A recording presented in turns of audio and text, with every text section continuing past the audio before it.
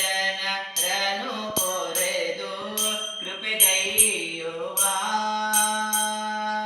ಶಿಷ್ಟ ಜನರನು ಪೊರೆದು ಕೃಪೆಗೈಯುವ